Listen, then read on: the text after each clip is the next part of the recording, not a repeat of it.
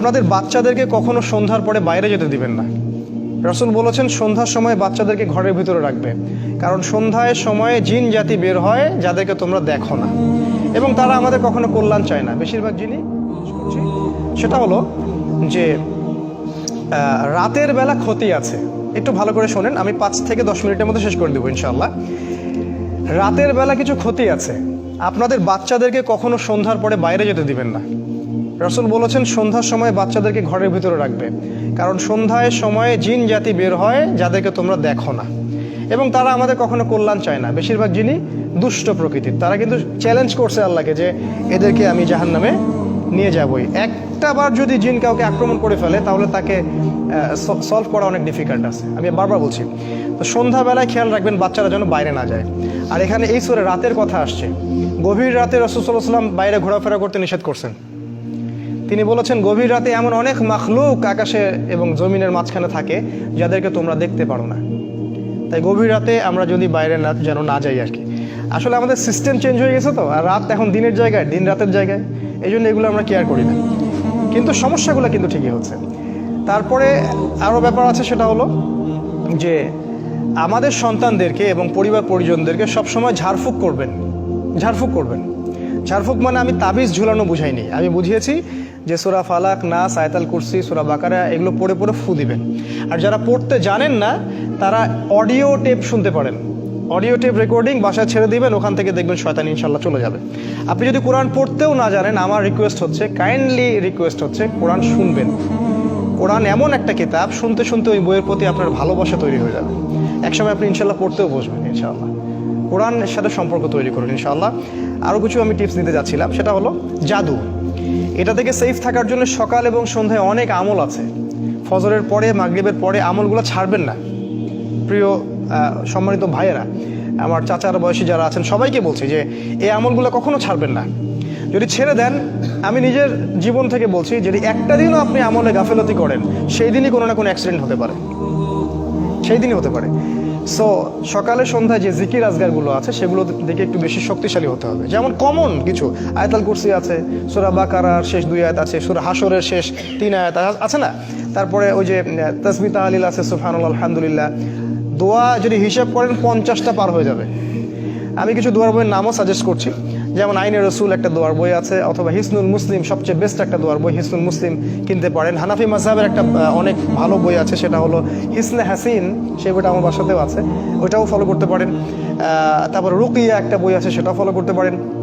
তারপরে সহি দোয়া ঝাড়ফুঁক একটা বই আসছে মদিনা থেকে, সেটাও ফলো করতে পারেন।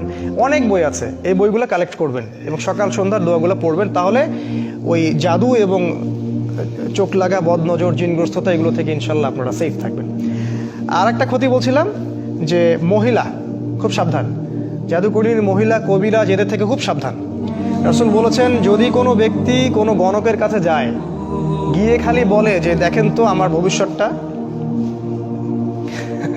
এগুলো হচ্ছে না আমাদের দেশে, টিয়া পাখি নিয়ে রাস্তায় বসে থাকে না, আপনাদের মনে হয় এই মসজিদের সামনেও বসেছিল একদিন। তো রাসূল বলছেন যদি সে যায় খালি জিজ্ঞাসা করে যে দেখেন তো আমার ভাগ্যে কি আছে, সে বিশ্বাস করে না, খালি জিজ্ঞাসা করেছে, তার 40 দিনের সালাত বাতিল, বলার সাথে সাথেই। আর যদি গণক যা বলেছে ওইটা যদি সে বিশ্বাস করে, ইয়াকিন করে নেয় যে হ্যাঁ আমার ভালো হবে, চাকরি বাকরি শুনবে, রাসূল সাল্লাল্লাহু আলাইহি ওয়াসাল্লাম বলছেন তার নাম এই যে কোরআন অস্বীকারীদের খাতায় লিখে দেওয়া হবে। আর এই হাদিসগুলো আমাদের বেশি চর্চার দরকার ছিল। দুর্ভাগ্যজনক এগুলো আমরা জানিও কম, আমলও কম, এই জন্য আমাদের দেশে দেখবেন এগুলোর প্রচলনটা অনেক বেশি। তো এগুলো থেকে সাবধান। আরেকটা বিষয় শেষ করছি, সেটা হলো যে হিংসা আর হিংসুক, এটা খুব মারাত্মক। রাসূল বলছেন যে হিংসা করে, মানে আপনি জাস্ট হিংসা করছেন, তাহলে আপনার আমল নামার যে নেকিগুলো আছে এগুলো পুড়ে যাবে, নাউযুবিল্লাহ। রাসূল বলেছেন যে হিংসা করে, হিংসা তার নেক আমলগুলোকে খেয়ে ফেলে, ঠিক যেমন করে আগুন কাঠকে খেয়ে ফেলে, ঠিক এইভাবে নেক আমলকে হিংসা খেয়ে ফেলে। সো আমরা হিংসা থেকে দূরে থাকবো। হিংসা আর ঈর্ষা কিন্তু এক জিনিস নয়।